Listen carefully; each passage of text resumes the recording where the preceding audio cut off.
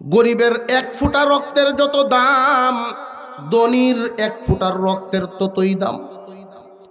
গরিবের একটা হাতের যত দাম, ধনীর একটা হাতের ততই দাম। এটাকে বলা হয় ইনসাফ। ইনসাফ নিসপুন, নিসপুন থেকে ইনসাফ। নিসপুন মানে অর্ধেক। এই বোতলের মাঝামাঝি অর্ধেক মাপ আছে না নাই? এদিক দিয়ে অর্ধেক, এদিকে অর্ধেক, এটাকে বলা হয় নিসপুন। নিসপুন থেকে ইনসাফ। গালির বদলা গালি, চরের বদলা চর, খুনের বদলা খুন। জমিনে যদি এইভাবে এক একজন মানুষ ইনসাফ পায়, একমাত্র আল্লাহর দিন কায়েমের মাধ্যম ছাড়া রাস্তা নাই। বর্তমান সময়ে আমরা যা দেখতে পাই, আল্লাহর দিন কায়েমের মাধ্যমে দুনিয়া চলে না মানুষের বানানো আইনে দুনিয়া চলে? মানুষের বানানো আইন শুধু এখন না, হাজার হাজার বছরের ইতিহাস হলো। বড় যে আরো বড় হয়, মরা যে আরো মরে। দুর্বলের কোনো বিচার নাই। ধনী যদি অপরাধ করে শাস্তি কম হয়। এই অপরাধ, একই অপরাধ দুই দলের ক্ষেত্রে দুই রকম, সাজাও দুই রকম। খেয়াল করে দেখবেন, বালিখোলা বাজারে যদি 500 টাকা চুরি ধরা পড়ে কোনো চোর, তারে প্রথমে দেওয়া হয় গণদুলাই। এরপরে থানা পুলিশ করে তারে মামলা দেওয়া হয়, জেলে নেওয়া হয়। জেলখানায় অপমানিত করে তারে ওই 500 টাকার চোরকে যেই পরিমাণ শাস্তিটা দেওয়া হয়, এই দেশের 5000 কোটি টাকা জনগণের মাল চুরি করেছে, তার ব্যাপারে কিন্তু এমন পদক্ষেপ নেওয়া হয় না। তারে যদি অ্যারেস্ট করা হয়, আগে ফোন করে জানানো হয়, স্যার আইতেছি। জোরে কর।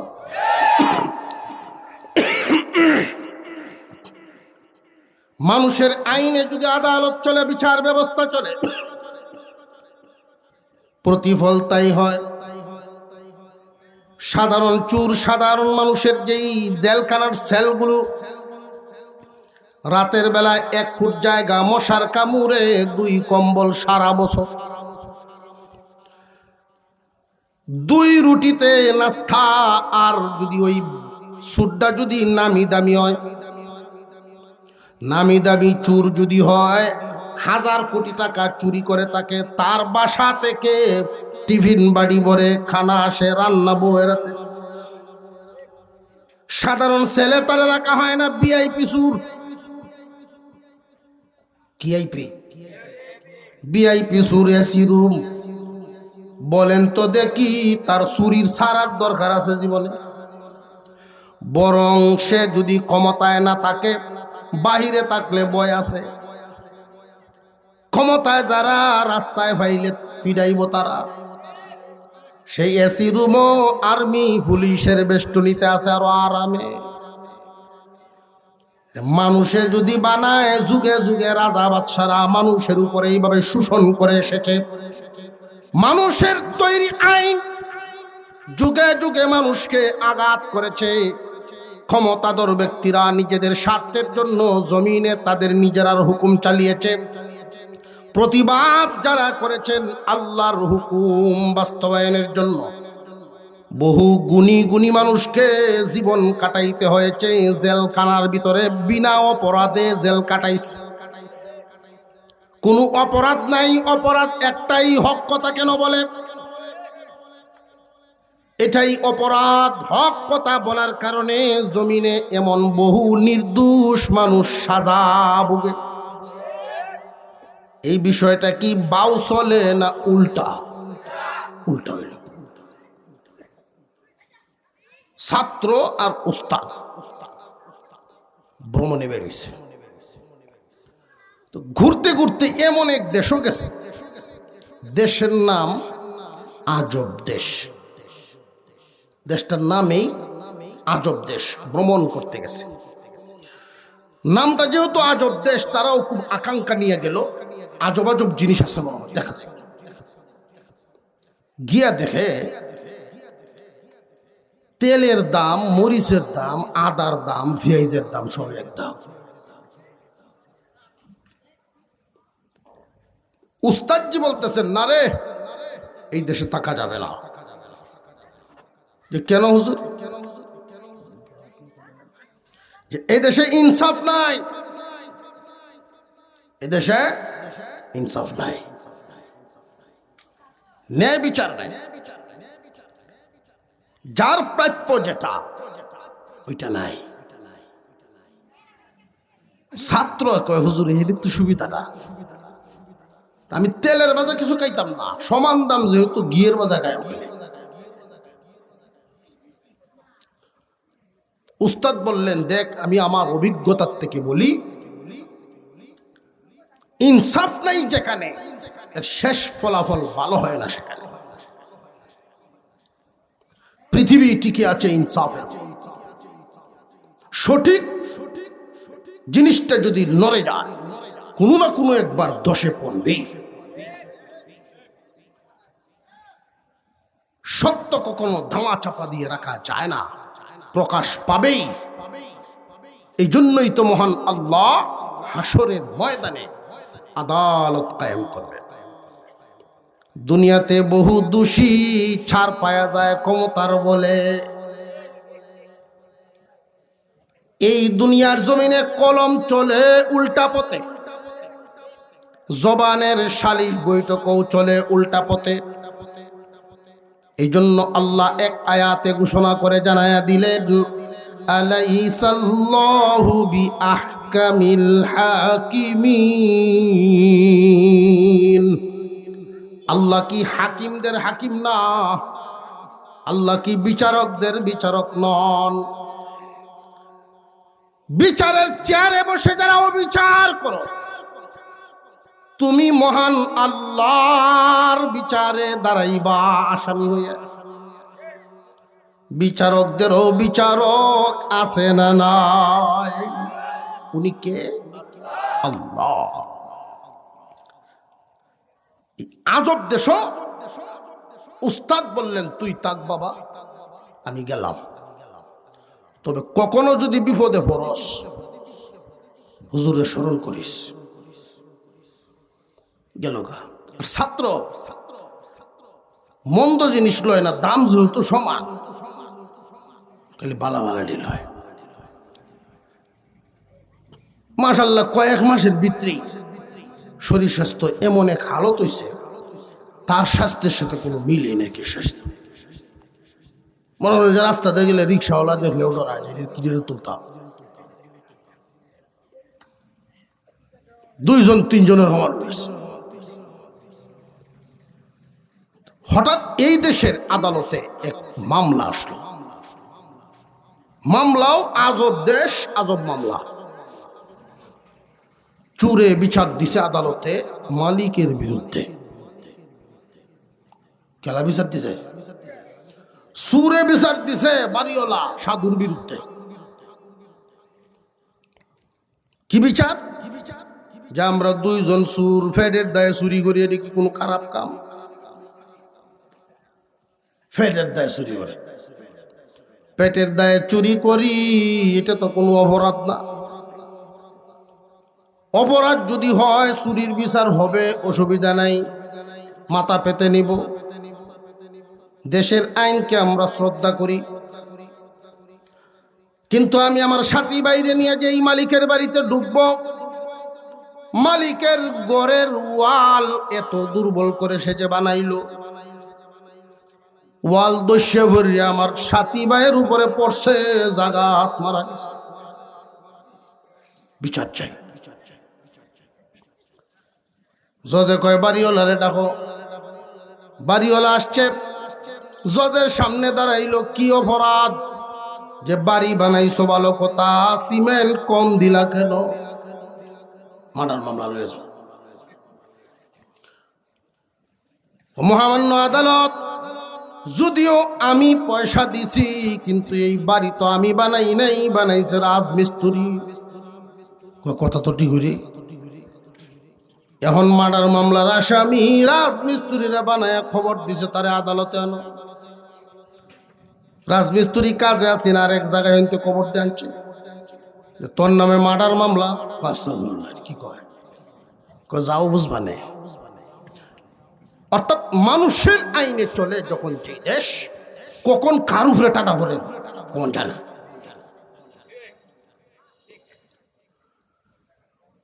এই লোক যখন গিয়া হাজিরা দিল, উনি উনার হালত বর্ণনা করলেন। জজ সাহেব বলেন উনি মাল দিছে সঠিকভাবে মিশাইলে না কেন? যে ওই দিন একটা ঝামেলা হয়ে গেছিল আদালত। কি ঝামেলা? যে পাশের বাড়ির এক বিশাল দেহের অধিকারী এক মহিষ রশি সিল দিয়া আমার দিকে দাওয়া করছি। এটারে বানলেই ছুটতে যায়, বানলেই ছুটতে যায়। এটার ভয়ে আমি আর কাজটা ওই দিন ঠিক মতে করতে পারি নাই। কোন রকম লামসাম সেজে আসছি করতে যাও। তোমার খালাস বৈশলারে আন। বৈশলায় আগে কবর ভায়া মহিষ বান্দার কাশি লইয়া গেছে ওটা আদালত, যাতে দুর্বল ঘুরে বাঞ্চি কত কত পারে। কাশি দেখাইছে যে এটা কি সিরবার কথা স্যার? যে না, এটা তো সিরবার কথা না। ছিল কেমনে? ওই ইঁদুরে কাটিয়েছি। রায় হয়ে গেল, মার্ডার মামলার আসামি ফাঁসির রায় কার্যকর করা হোক জলদি। ইঁদুরকে ধরো, ফাঁসি বাস্তবায়ন করো। জল্লা দেখো একটা এই উন্দুর হেডারে ভাই আমি একটা উন্দুর ধরছে। ফাঁসির লটকানির যে আংটাটা সাফাইতা যায় আটকে না। উন্দুর তো লড়ে, অত শিখন কি করলাম সে লড়ে। পরের সপ্তাহে আদালতে আবার সে আপত্তি পেশ করলো। গলা চিকন হওয়ার কারণে ফাঁসি বাস্তবায়ন হলো না। নিষেধে লিখে দিয়েছে মোটা গলা দেখে একটা নিয়ে বাস্তবায়ন করাও। সিহন গলা ওষুধ মোটা গলা একটা লই আনিয়ে ফাঁসি লাগবে। এখন পুলিশ বেরিয়েছে মোটা গলা খুঁজতে খুঁজতে গিয়ের বাজাওয়ালারে ভাইছে। এই যে ছাত্র একটাইতে মোটা গলা অত্র অঞ্চল আর নাই। চলেন কোথায়? কোথায়? ফাঁসিতে ঝুলবে। আমি কি কো অপরাধটা কি আমার? অপরাধ লাগে নাই দেশ আপনি যে মুডা গলা মুডা হইলেই চলেন। আপনার গলা মুডা এটাই অপরাধ। দেশ ফাঁসির আগে তার মনে কোনো কিছু চায় কি চায় না এটা জিজ্ঞাসা করে। এইবার তোমার কোনো শেষ ইচ্ছা আসেনি? আমার মনের শেষ ইচ্ছা হইল আমার হুজুরে একটু দেখতাম। হুজুরে ঠিকই বলছিলেন, এই দেশে ইনসাফ নাই, এই দেশে থাকতে নাই, ইনসাফ ওলা দেশে যাও। হুজুরে একটু দেখতাম। খবর দিয়ে হুজুরকে আনা হলো। আতহাওয়া ধরে তওবা তাসতির করে, এই দেশে যদি ইনসাফ কায়েম না হয় আমি থাকবো না, আপনার সাথেই চলে যাব। হুজুর কোন রকম বাঁচায় দেন। হুজুর বললেন তাহলে কাজ করবে, ফাঁসিতে ঝুলার জন্য তুইও যাইবি, চেষ্টা করবে আর আমিও চেষ্টা করলাম। কেলা আগে লুটকি তারে। এরপরে কি বলা লাগে এটা আমি বলবো। দুইজনের মধ্যে প্রতিযোগিতা, কে আগে ফাঁসি লটকে। খবর গেল বাদশার সামনে। বাদশা তো অবাক, ফাঁসিতে ঝুলাইবার আগে কান্নাকাটি দুইটারে আনামত ধরো নিচে। কি মরার জন্য মানুষ পাগল হইতে জীবনে শুনছি না। হুজুরে কয় কারণ আছে। কি কারণ? যে সবার সামনে কারণ বলা যাবে না, কানে কানে কইতে হবে। আসেন আমার কাছে, কানে কানেই বলেন। কানে কানে এই আম্মক বাদশাকে বলে যে আজকের ফাঁসিতে যে ঝুলবে আগামী 7 সিঁড়ি পর্যন্ত সেই দেশের বাদশা হয়ে যাবে।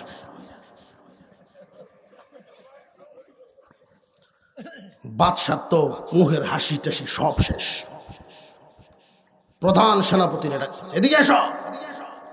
এই দুইটার আত্ম বাইন দিয়া আমার দেশের বর্ডারের বাইর করে বলে,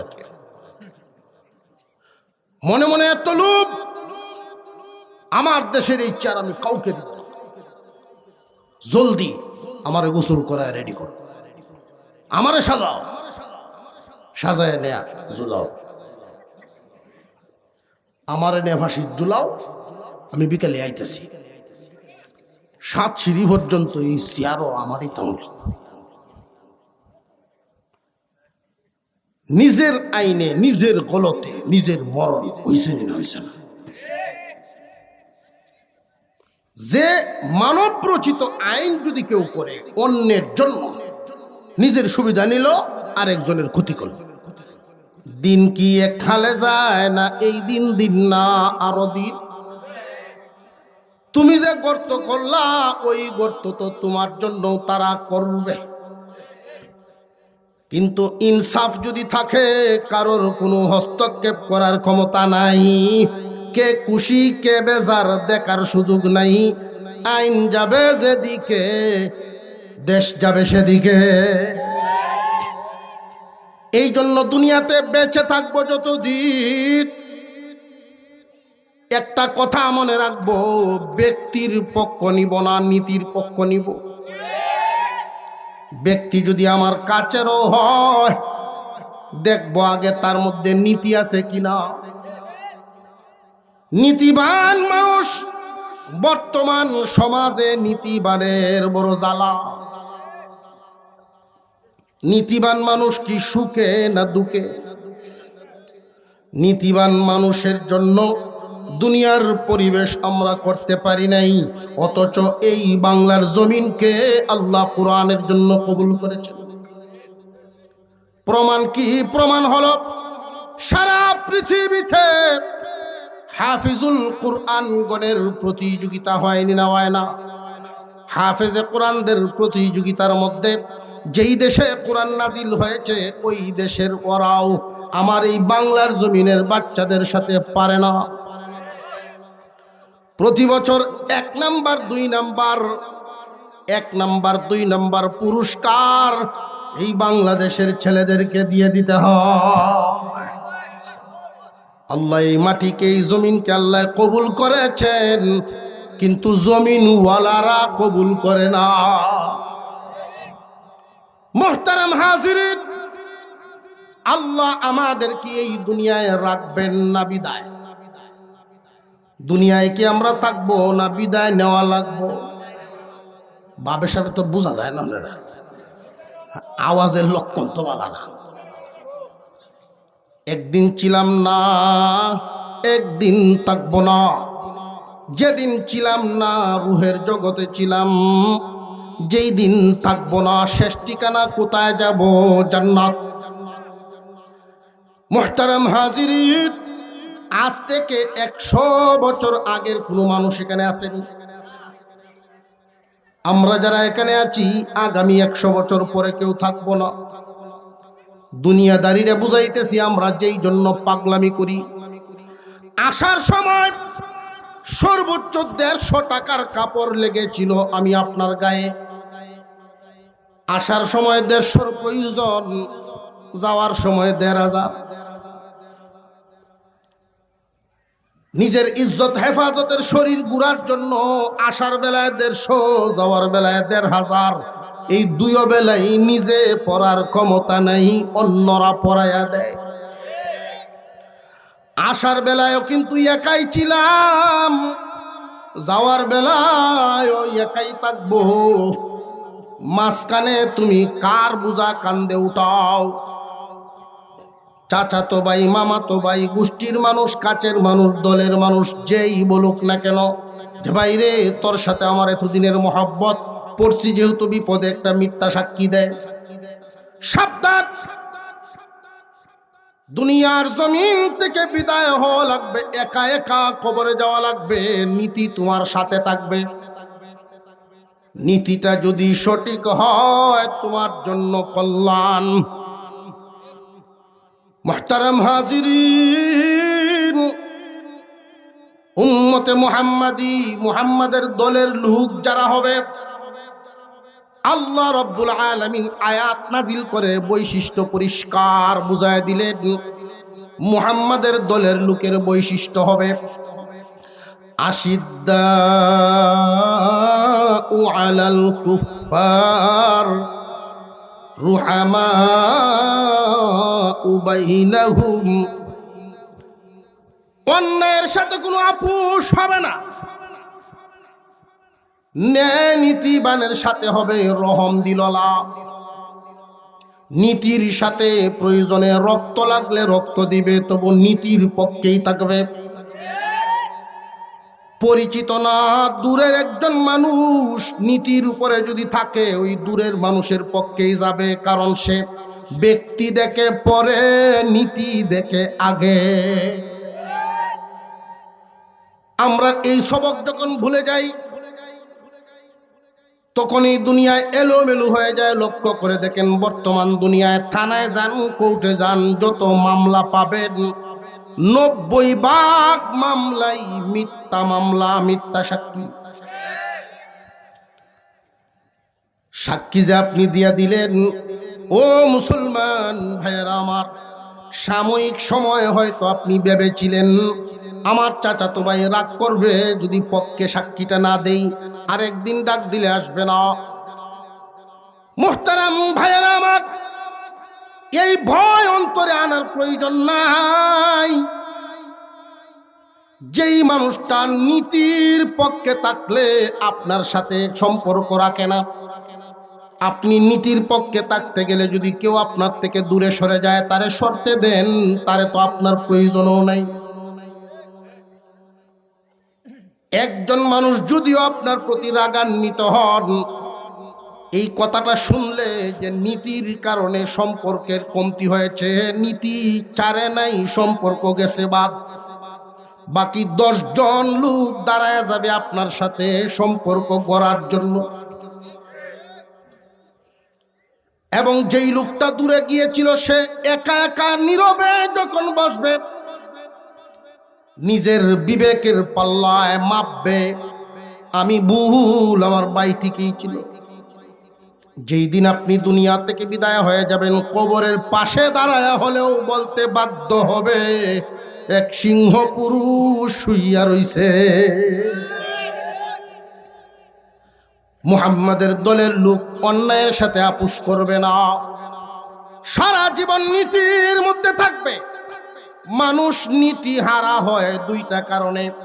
কয়টা কারণে? আরো জোরে মুখস্থ করতে হবে, সারা জীবন যেন আমল থাকে। আজ থেকে পাক্কা নিয়ত করে ফেলবে, নীতির পথে থাকতে গিয়ে যদি আমার দল আমারে দূরে সরায় দেয়, সরব। নীতির পক্ষে থাকতে গিয়ে যদি গোষ্ঠীর মানুষ দূর হয়ে যায়, হবে। নীতিবানের পক্ষে থাকেন আল্লাহ। মুহতারাম হাজিরিন, মানুষ নীতি হারায় 2টা কারণে। 1 নাম্বার কারণ, লোভের কারণে মানুষ নীতি হারায়। উম্মতে মুহাম্মাদি, মুহাম্মাদের দলের লোক লোভ দেখাইলেও নীতি হারাবে না। আবু জেহেল, আবু লাহাব, উতবা, সাইবা মুহাম্মাদুর রাসূলুল্লাহকে প্রথম লোভ দেখাইলো, মক্কার আমির বানায় দিব, মক্কার সর্দার হবে আব্দুল্লাহর ছেলে মুহাম্মদ। এই মক্কা নগরীর সবচাইতে সুন্দরী নারীও যদি সে গ্রহণ করতে চায়, আমরা দিব। তবু আমাদের বাপ দাদার ধর্মের বিরুদ্ধে যেন সে না যায়। আল্লাহর রাসূল বলেছিলেন, আমার এক হাতে সূর্য, এক হাতে চন্দ্র যদি এনে দেওয়া হয়, তবু কালিমার দাওয়াত বন্ধ করা সম্ভব হবে না, কারণ আমার পক্ষ থেকে শুরু করি নাই, আল্লাহর আদেশে করছি। মুহতারাম হাজিরিন, নীতি এমন এক মজবুত হাতিয়ার, নীতি আপনাকে যদি সঙ্গ দেয়, দুনিয়া এবং আখিরাত কামিয়াব। নবীজি আদালতে বসছেন, আদালতের জজ আল্লাহর রাসূল নিজে। একজন আসামির বিচার হবে, একজন মহিলা চুরির বিচার। মহিলার বিরুদ্ধে মামলা আসলো নবীজির দরবারে, স্বয়ং নবীজি আদালতে বসা। পরিচয় মিলল এই মহিলাটা কুরাইশ বংশের। কুরাইশ বংশের মহিলা, চুরির দায়ে হাত কাটা হবে, শরীয়তের আইন চালু করা হবে, জজের রায় হবে। এখন সাহাবীদের মধ্যে কানাঘুষা শুরু হয়ে গেছে, কুরাইশ বংশের নারী। আল্লাহর রসুলের কানে কানে একজন গিয়া স্মরণ করাও, কুরাইশ বংশের তো মর্যাদা আছে, ইজ্জত আছে, বংশের নাক কাটা যায়, শাস্তিটাকে একটু হালকা করা যায় কিনা বংশের সম্মানে। কিন্তু কে যাবে নবীজির কাছে এই সুপারিশ লইয়া, এই দরখাস্ত লইয়া? বর্তমান জামানায় তো হালতটা বুঝেন, কুরাইশ বংশ আল্লাহর রসুলের বংশ। এটা তো আরো খুশিতে যাওয়ার কথা যে আমি একটু তেল মারতাম গিয়া, আপনার বংশের লোক একটু হালকা করেন, খুশি হনের কথা যে তুই আমার বড় সুরিদ্রে কবরটা লইয়া আইছিস। কারণ মানুষের বানানো আইনে যদি চলতো, মানুষের স্বার্থ উদ্ধার হইতো। আল্লাহর দিন কায়েম, আল্লাহর রসুলের কানে এই খবরকে পৌঁছাবেন। সাহাবীরা ভয় পান। হযরত উমরকে বলা হলো, আপনি সাহসী মানুষ, আপনি যান। হযরত উমর রাদিয়াল্লাহু আনহু জবাব দিয়েছিলেন, আমি তামাম দুনিয়ার বাতিলের সামনে মজবুত এবং শক্ত, কিন্তু আল্লাহর রসুলের সামনে মোমের চেয়েও নরম। আমার দ্বারা সম্ভব হবে না। শেষ পর্যন্ত ছোট্ট এক শিশু নবীজির নাতি হয়, পালক ছেলের দিকের নাতি। যায়েদ রাদিয়াল্লাহু তাআলা আনহুর ছেলে উসামা। হে উসামা যাও, কারণ দাদায় নাতিরে খুব আদর করে, নাতির আবদার দাদায় মানে, এটাই দুনিয়ার নিয়ম।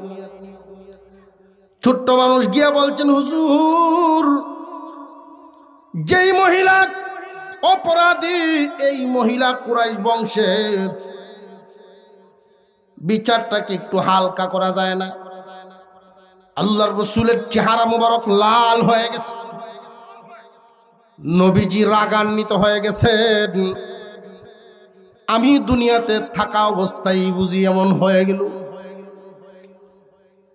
আমি দুনিয়াতে থাকা অবস্থায় বুঝি এমন রদ বদলের চিন্তা এসে গেল। কান পেতে শুনো আমার উম্মত, কুরাইশ বংশের এই মহিলার জায়গায় যদি আমার ফাতেমা হতো, তবু চুল পরিমাণ হেরফের করার সুযোগ না। এর নাম ইসলামী আদালত, ইনসাফের আদালত। মুহতারাম হাজিরিন, ইনসাফ যদি কায়েম হয় জমিনে, ইনসাফ কায়েমের মেহনতে যারা থাকে, এই জন্যই তো মারা গেলে শহীদ হয়। কারণ ইনসাফ জমিনে কায়েম হবে, আল্লাহর দিন কায়েম হবে, এই ইচ্ছা কার? এই ইচ্ছাই তো আল্লাহ মানুষ বানাইছেন। আল্লাহ পাক রব্বুল আলামিন জমিনে শান্তি দিবেন, জমিনের নিচ থেকে বরকত আসবে, উপর থেকে বরকত পড়বে। আল্লাহর ইচ্ছা পূরণ হইলে না বিরুদ্ধে গেলে। মুহতারাম হাজিরিন, খুব মনে রাখবেন, এই জমিনে আল্লাহর দিন ইনসাফ কায়েম ছিল এক সময় আমাদের এই বাংলার জমিনে। এই জমিনটা যে আল্লাহর কাছে কবুল হওয়া জমিন, এটা এমনিই বলি নাই, আমি আমার অভিজ্ঞতা, ইতিহাস তালাশ করে বলি। 800 হিজরির দিকে সোনারগাঁ আমাদের এই দেশে কিনা, নারায়ণগঞ্জের এই সোনারগাঁ ছিল মারকাজুল উলুম দুনিয়া, তামাম দুনিয়ার ইলমের মারকাজ। এখন যেইভাবে মানুষ দেওবন্দে যায়, এক সময় মানুষ বুখারা, সমরকন্দে যাইতো, বাগদাদে যাইতো। মক্কা মদিনা থেকে বাগদাদ, বাগদাদ হয়ে বুখারা, সমরকন্দ, দেওবন্দের অনেক আগের ইতিহাস। আমাদের এই নারায়ণগঞ্জের সোনারগাঁ দারুল উলুম ছিল। ইলম নেওয়ার জন্য তাম পৃথিবী থেকে মানুষ আসতো। এত বড় বড় পণ্ডিতরা এখানে থাকতেন, ইসলামের বড় বড় দার্শনিকরা। ইসলামের ইতিহাস, পিছনের ইতিহাসগুলো শিক্ষিত ভাই যারা তারা পড়বেন, তাহলে জানবেন আমাদের গৌরবের সেই দিনগুলো। বর্তমান সময়ে আপত্তির সাথে বলতে হয়, দুঃখ লাগে, একজন কিশোর যুবক নৌজওয়ানকে ডেকে যদি জিজ্ঞাসা করি, ভাই মুসলমান বলো তো দেখি কাজী কারে কয়, কইব বিয়া পড়াইছে। ঠিক না বেটি? অথচ কাজী হলো মুসলমানদের প্রধান বিচারপতি। কাজী উপাধি, মুসলমানদের প্রধান বিচারপতি যিনি, উনি হলেন কাজী, বিচারক। খলিফা কারে চিনি আমরা? খলিফা যে পাঞ্জাবি বানায় টেইলার। ঠিক না বেটি? আবার কিছু মানুষে চিনে যে সুন্নত করায়, সুন্নতে খতনা মুসলমানি করা যায়, এবারেও খলিফাটা হয়। যুক্তি কি? তার যুক্তি হইল খলিফাই বলেন আর সুন্নত করা নেই বলেন, এরা কাড়ার মাপ ঠিক। চিন্তা করছেন বিষয়টা? এটা ইংরেজদের কাজ, মুসলমানদের ঐতিহ্যবাহী ঐতিহ্যশীল শব্দগুলোকে নিয়ে নোংরামি করা। সমাজ থেকে উঠায় দিল এই শব্দটা, মুসলিম জাতির মগজ থেকে সরায় দিল। মুসলমানদের আদালত ছিল তখন, মুসলমানদের খলিফা ছিল সোনারগাঁয়ে। কাজী বসত, কাজীর আদালতে বিচার গেল বাদশার বিরুদ্ধে। তখনকার একটা ঘটনা আজকে শোনায় দিই।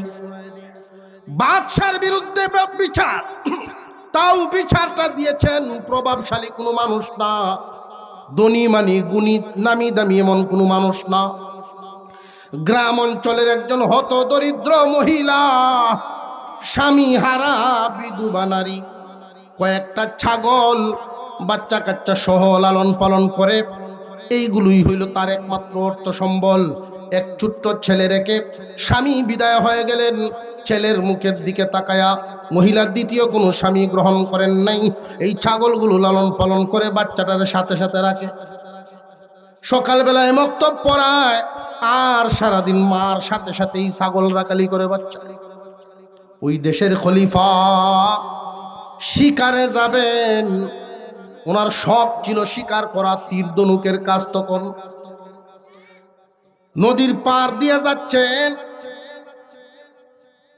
উঁচা একটা টিলার আড়ালে ছাগল রাখালি করে এই বাচ্চার মা বাদশাহ খেয়াল করেন নাই। আর ওই টিলার ওই পারে তারা তীর চালিয়ে দিলেন শিকার করার জন্য। এই তীর লক্ষ্যভ্রষ্ট হয়ে টিলার উপর দিয়ে চলে যায়, বাচ্চার গায়ে গিয়ে লাগে।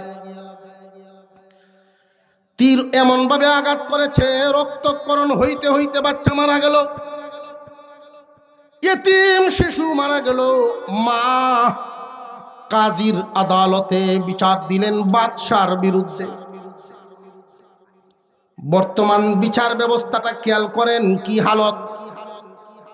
আর কাজী যখন ছিল ইসলামের আদালত, তখনকার হালতটা ভাবেন। সাধারণ একজন মহিলা বিচার দিলেন খলিফার বিরুদ্ধে। দেশের প্রধানের বিরুদ্ধে যখন কেউ মামলা দেয়, জজ থাকে না, জজ ভোলা যায়। ঠিক না বেঠি? জজই থাকে না। মোহতারাম হাজিরিন, আদালতে বিচার গেল, মামলা হাতে নিয়ে উনি সমন জারি করলেন। কাজী সাহেব খলিফার পোশাক ছেড়ে আসামির কাঠগড়ায় দাঁড়াও।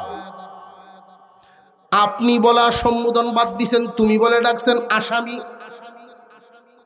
আসামি আসামির মতো দাঁড়াও। মুসলমানদের খলিফা পোশাক ছেড়ে গদি ছেড়ে আসামির কাঠ গড়ায় দাঁড়াতে হয়েছে।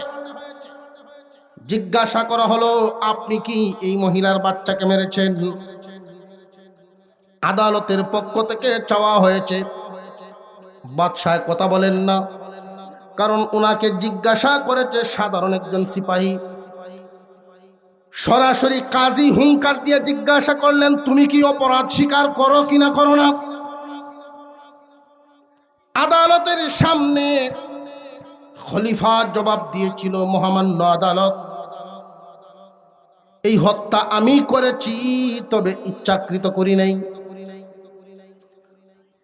আমার জানা শোনা না, না দেখা না বুঝা অবস্থায় ঘটে গেছে ঘটনাটা।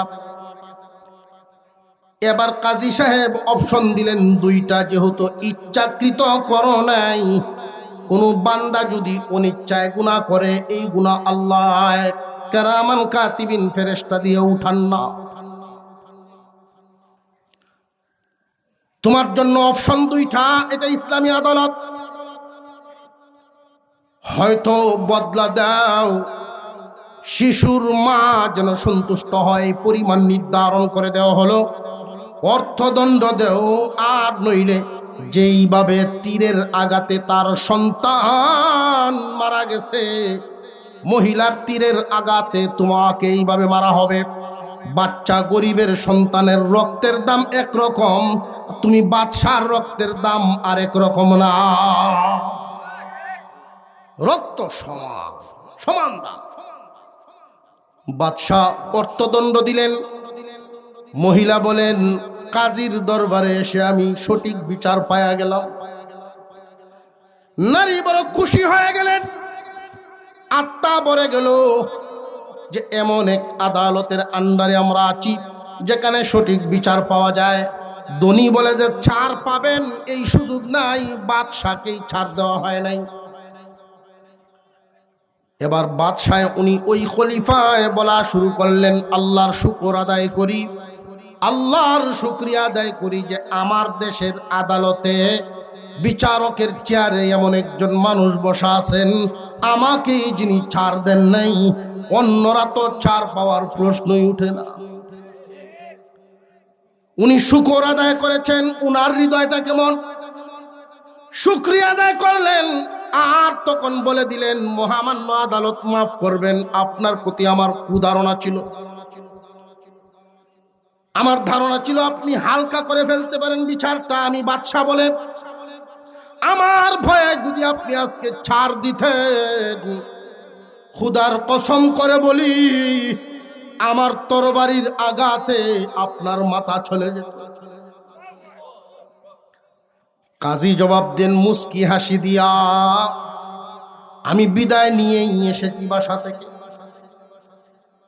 শেষবারের মতো বিবি সন্তান তাদের কাছ থেকে বিদায় নিয়ে এসেছি যে আজকে আমার সামনে এমন একটা কাজ, ঘরে আমি ফিরতেও পারি, নাও ফিরতে পারি, তবু নীতি হারা হব না।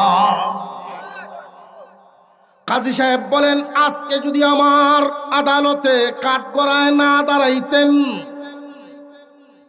আল্লাহর কসম, ওই যে দেখেন বেত উনার পিঠ থেকে বের করলেন, পিছন থেকে, এই বেত কোনো পুলিশ না, আমি নিজে আপনার পিঠে পরিচালনা করতাম, নিজে এটা ভাঙার আগ পর্যন্ত বেত মারতেই থাকতাম, মারতেই থাকতাম।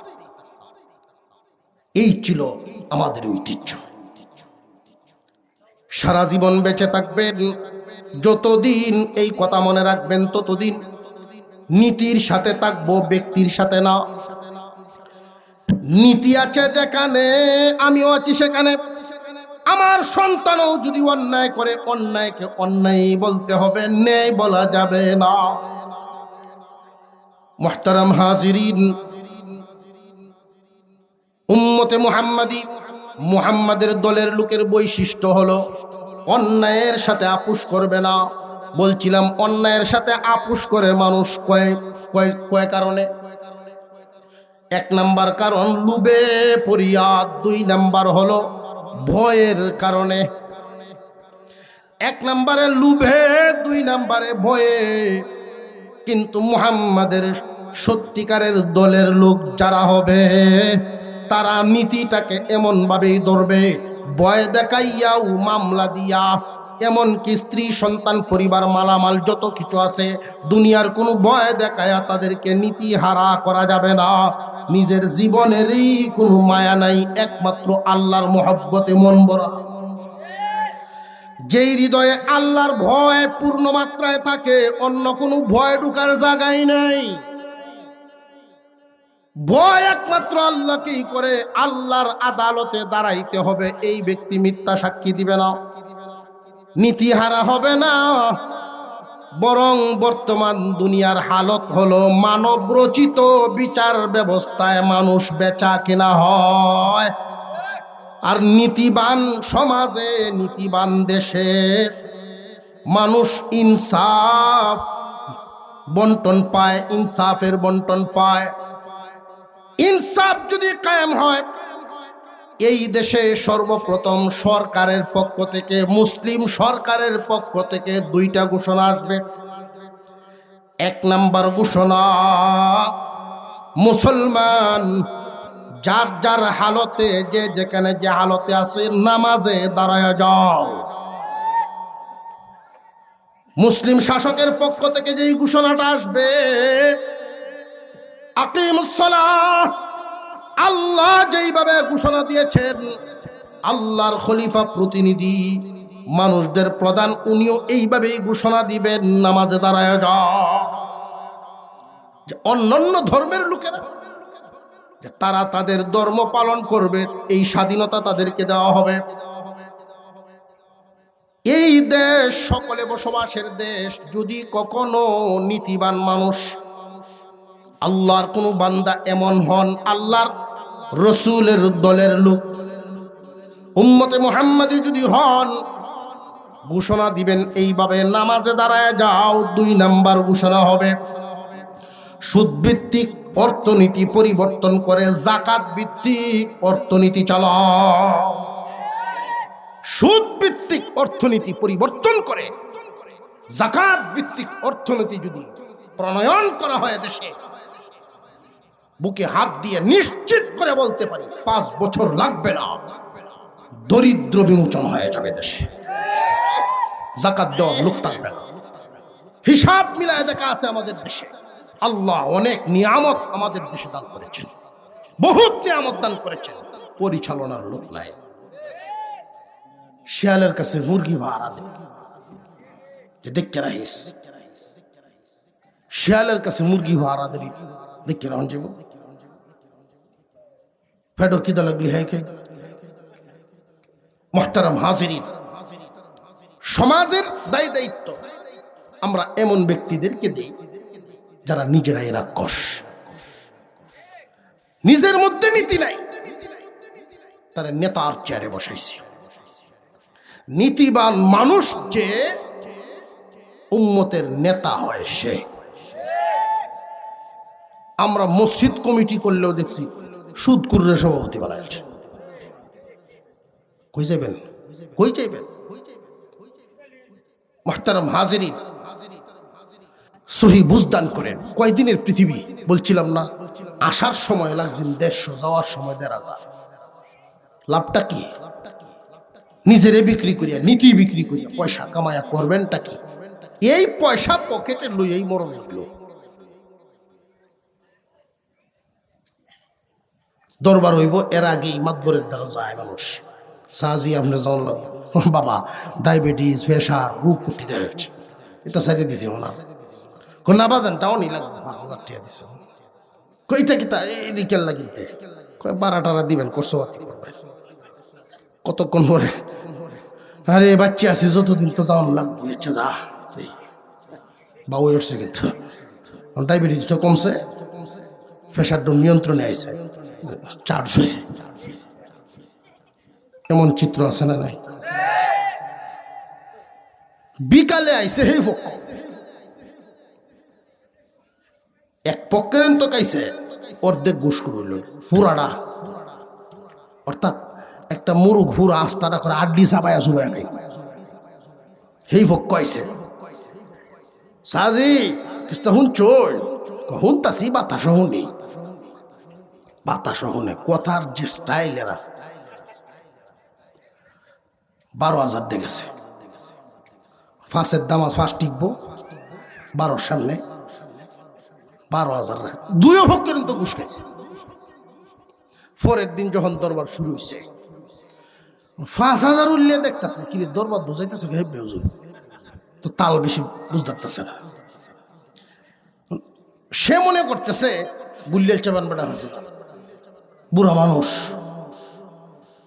কইয়াই কেমনে দরবার ওখানে 5,000 টাকা দিয়ে ইসলাম বুল্লিয়াল চুলকি মনোটাই করাই কি ভাই দাঁড়াইছে।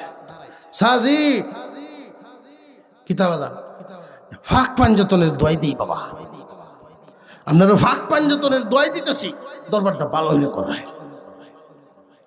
এবার বুঝেছে ফাঁক পাঞ্জতন 5,000 দিছি, এই ফাঁক পাঞ্জতন বুঝাইছে। একটু পরে আবার করছে, দরবার তোলাই নয় এই না, 3 বারের বেলায় মাথা ভরে জব দে, বাবা রে তুই তো ফাঁক পাঞ্জাতন করতাছস, আমি 12 আউলিয়ার ভেসো ভরে রয়েছি। এই কারবারটি চলে। বেঁচে থাকবো যতদিন, নীতির সাথে থাকবো ততদিন।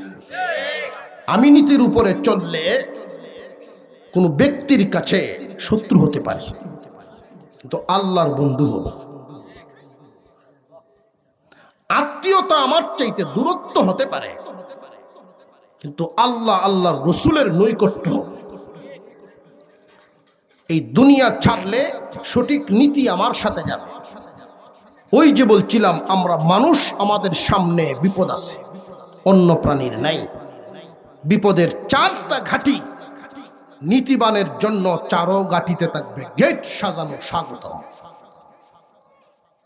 1 নাম্বার বিপদের ঘাঁটি মৌতের ঘাঁটি, 2 নাম্বার বিপদের ঘাঁটি কবরের ঘাঁটি, 3 নাম্বার বিপদের ঘাঁটি হাসরের মাঠ, 4 নাম্বার বিপদের ঘাঁটি ফুলসিরাত। এই 4টা ঘাঁটিতে নীতিবানের জন্য শান্তির ব্যবস্থা। একজন নীতিবান মানুষের মরণ হবে মার কুল থেকে বাবার কুলে, যেইভাবে সন্তানটা 2টা হাত উড়ায় হাসি দিয়া যায়, এইভাবে একজন নীতিবান মানুষ দুনিয়া ছাড়ার সময় খুশির সাথে দুনিয়া ছাড়বে, হাসতে হাসতে। আল্লাহর রাসূল বলেন কবর নীতিবানের জন্য জান্নাতের টুকরা। একটা ঘুম দিবে, কবরের জগতে এক এক মুর্দার এক এক হালত। ভালো হালতের মধ্যে নীতিবানের একটা হালত হলো, এক ঘুম দিবে ইসরাফিলের সিংগার আওয়াজে ঘুম ভাঙবে,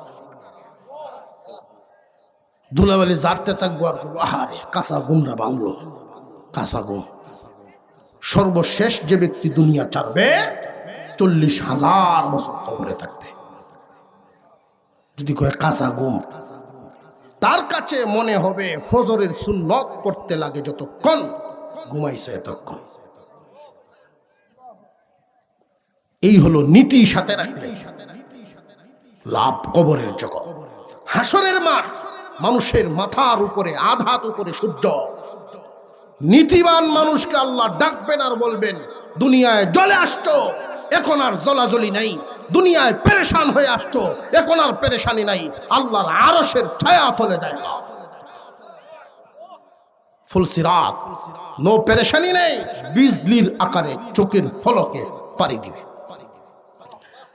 তো এই নীতি যদি সাথে রাখতে চান, দুনিয়ায় কিন্তু জ্বলতে হবে কাটা বিছানো রাস্তা, অন্ধকার পিচ্ছিল রাস্তা। নিঃসঙ্গ হতে পারে, জেল খাটা লাগতে পারে, এমন কি আক্রান্ত হতে পারেন, আঘাত পাইতে পারে। নিজের কাছের মানুষ দূর হবে, মনে আঘাত, দেহে আঘাত, অর্থের ক্ষতি, বহুত লাঞ্ছিত হওয়া লাগতে পারে। এরপরেও আপনি মনে শান্তি পাবেন যদি নীতি ধরে রাখতে পারেন। আল্লাহ যেন আমাদেরকে নীতির পথে থেকে দুনিয়া ছাড়ার তৌফিক দেন, বলুন আমিন।